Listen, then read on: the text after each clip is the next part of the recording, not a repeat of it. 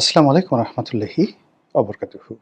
সম্মানিত দর্শক, জাতীয় সংসদে সংসদ সদস্য জনাব ফজলুর রহমান, বীর মুক্তিযোদ্ধা, বিএনপি নেতা, তার একটি বক্তব্যকে কেন্দ্র করে পুরো সংসদ রীতিমতো উত্তাল। তিনি কবিতার মতো করে, গল্পের মতো করে ভাষণ দিচ্ছিলেন। স্বাধীন বাংলাদেশে যে কজন মানুষ রাজনীতির মঞ্চের চারণ কবি হিসেবে যাদেরকে শ্রদ্ধা করা হয়, যে কোনো নাটক সিনেমা না দেখে যারা রাজনীতির বোদ্ধা, তারা নাটক সিনেমার পরিবর্তে এই রাজনীতির চারণ কবিদের কবিতা শোনার জন্য, অর্থাৎ ভাষণ শোনার জন্য তীর্থের কাকের মতো অপেক্ষা করতে থাকেন। তাদের মধ্যে এই স্বাধীন বাংলায় বঙ্গবন্ধু পরবর্তী জমানায় ফজলুর রহমান প্রধানতম। আরও একজন মানুষ ছিলেন, সেটা হলো প্রয়াত মেয়র হানিফ। অসাধারণ চমৎকার বক্তব্য দিতেন। তো সেই ফজলুর রহমান সাহেব বক্তব্য দিয়েছেন পার্লামেন্টে, এবং টানা ৩০ মিনিট তার সেই বক্তব্যকে কেন্দ্র করে নজিরবিহীন উত্তেজনা তৈরি হয়েছে। তিনি তার বক্তব্যে যে সকল শব্দ ব্যবহার করেছেন, যে সকল বাক্য ব্যবহার করেছেন, তার ভাষার যে লালিত্য, তার ভাষার যে তেজ, এবং সে ভাষার মধ্যে যে বারুদ ছিল, সে বারুদের গন্ধে তিনি যাদেরকে উদ্দেশ্য করে বক্তব্য দিয়েছেন তাদের সারা শরীর তছনছ হয়ে গিয়েছে, তাদের বুক বুলেট বিদ্ধ হয়ে গেছে, ঝাঁঝরা হয়ে গেছে। চিৎকার চেঁচামেচিতে পুরো সংসদ রীতিমতো নজিরবিহীনভাবে অস্থির হয়ে পড়েছিল। স্বয়ং স্পিকার বারবার রুলিং দেওয়ার চেষ্টা করেছিলেন, অর্ডার অর্ডার অর্ডার, কিন্তু কে কার অর্ডার মানে? অসহায় স্পিকার তিনি প্রাণান্তভাবে বোঝানোর চেষ্টা করছেন যে মাননীয় সদস্যবৃন্দ, আপনারা যে আচরণ করছেন সে আচরণগুলো খুব নির্লজ্জ আচরণ। আপনাদের বয়স হয়েছে, এবং বয়স্ক মানুষগুলো আপনারা যা করছেন, আপনাদের নাতির বয়সী যে সকল লোক এই পার্লামেন্টের অধিবেশন দেখছেন এখানে বসে, তারা লজ্জা অনুভব করবেন। আর এই অনুষ্ঠান যেহেতু সারা বাংলাদেশে লাইভ টেলিকাস্ট হচ্ছে, দেশের প্রতিটি মানুষ দেখছে এবং আপনাদের সম্পর্কে খুবই খারাপ ধারণা পোষণ করছে, কিন্তু তারপরেও তারা থামছিল না।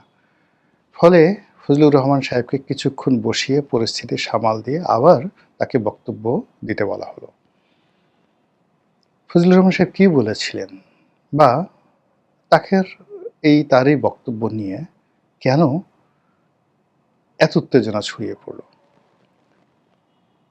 ফজলুর রহমান বলছিলেন যে আমাদের দেশে একটা মুক্তিযুদ্ধ হয়েছিল, আমরা মুক্তিযুদ্ধ করেছিলাম। তিনি বলছিলেন যে সেই মুক্তিযুদ্ধের সময় রাজাকার ছিল, আলবদর ছিল, আসাম ছিল, যারা আমার প্রিয় মাতৃভূমিকে তছনছ করে দিয়েছিল, এবং আমরা যখন যুদ্ধ করেছি তখন তারা আমাদের বুকে গুলি চালিয়েছিল, আমাদের মা বোনকে ধরে নিয়ে পাকিস্তানিদের হানাদারদের কাছে তারা বিক্রি করেছিল।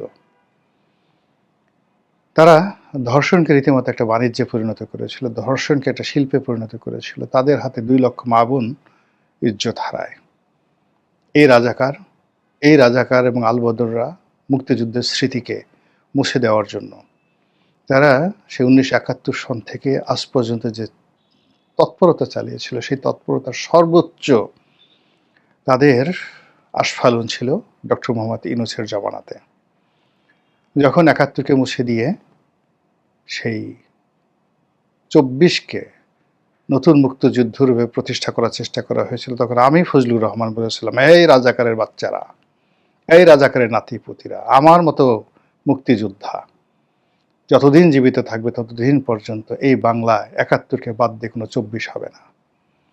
এই কথা বলার সঙ্গে সঙ্গে তিনি এই কথা বলার সঙ্গে সঙ্গে অপোজিশন বেঞ্চ থেকে জামাতের যারা সদস্য ছিলেন পাগলের মতো আচরণ শুরু করলেন। রীতিমতো লম্ফ ঝম্প যা করার সবকিছু করা শুরু করলেন। রাজনীতির চারণ কবি তখন আবার বললেন, এই বাংলার ফুলের বাগানে কেবল জুঁই চামেলি শেফালি বকুল ফুটে না। এখানে রক্ত গোলাপ এবং রক্ত জবা, রক্ত জবা উনি বলেনি, আমি আমার মতো করে বলছি, ওনার মতো করে ওখানে বলছেন। এ বাগানে, এদেশের ফুলের বাগানে রক্ত গোলাপ এবং রক্ত জবা ফোটে। এই বাংলার আনাচে কানাচে, বনে বাদারে শুধু কোকিল গান গায় না, এখানে রয়্যাল বেঙ্গল টাইগার হুঙ্কার দেয়। এই বাংলাদেশে যতদিন এই বাংলার ভূখণ্ড রয়েছে, যত রাজাঘাট থাকুক না কেন, এই বাংলাকে ভালোবাসার যে মানুষ, মুক্তিযোদ্ধারা আছে।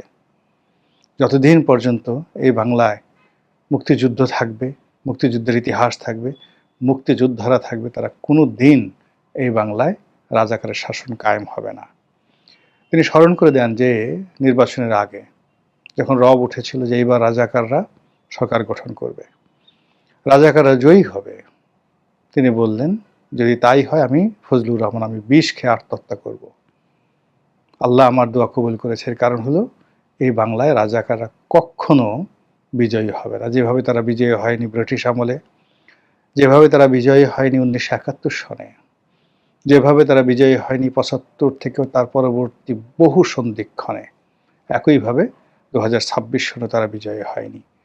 এরকম বুলেটের মতো তিনি বক্তব্য দিচ্ছিলেন। তিনি জামাতের প্রধানকে তিনি বলার চেষ্টা করছিলেন টার্গেট করে, আমি জামাতের আমিরকে অত্যন্ত সম্মান করি। ফজলুর রহমানের বক্তব্য, তার সফেদ দাড়ি, বয়স্ক মানুষ, দেখতে মুরব্বী মনে হলো তিনি আমার চেয়ে বয়সে কম করে হলেও 10 বছরের ছোট।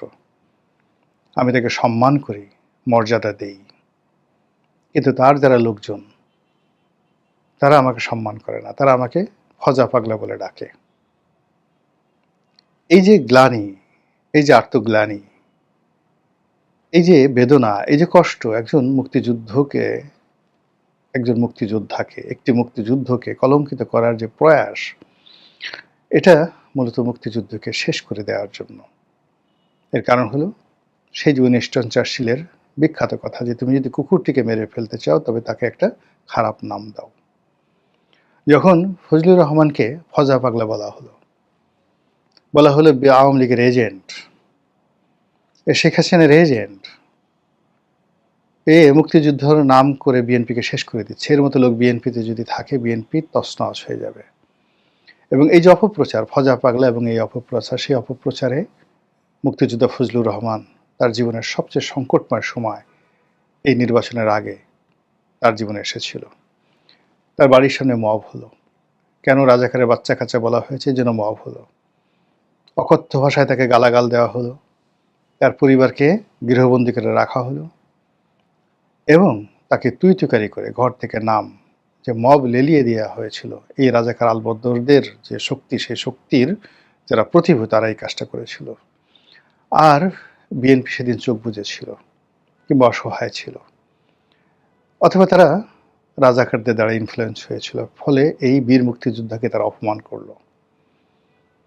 তো তারা যখন অপমান করলো, তাকে দল থেকে বহিষ্কার করলো এবং পরিস্থিতি এমন দাঁড়ালো যে এই ভদ্রলোক জনাব ফজলুর রহমান যে দলের মনোনয়ন পাবেন, নির্বাচন করবেন কিংবা আজীবন বিএনপি থেকে বহিষ্কৃত থাকবেন কিনা এরকম যখন সন্দেহ চলছিল, ঠিক সেই সময়টাতে রাজাকার আলবদর আশামসদের যে গুপ্ত তৎপরতা, তাদের যে মুনাফিকি, তাদের যে বিশ্বাসঘাতকতা, তাদের যে ঔদাত্যতা, এইটা বিএনপির হাইকমান্ড বুঝতে পারে।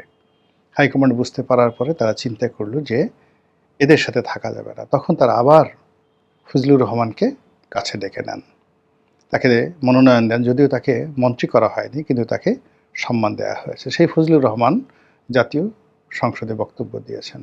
সে কি বক্তব্য!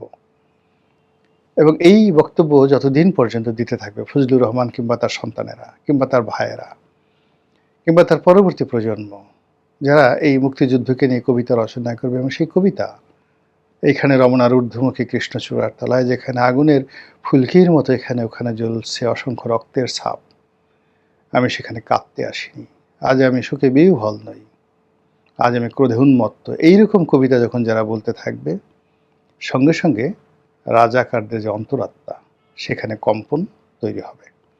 আর সেই কম্পনের একটু মহড়া আমরা জাতীয় সংসদে দেখলাম। মহান আল্লাহ আমাদের সবাইকে হেদায়েত দান করুন এবং হেফাজত করুন। আসসালামু আলাইকুম ওয়া রাহমাতুল্লাহি ওয়া বারাকাতুহু।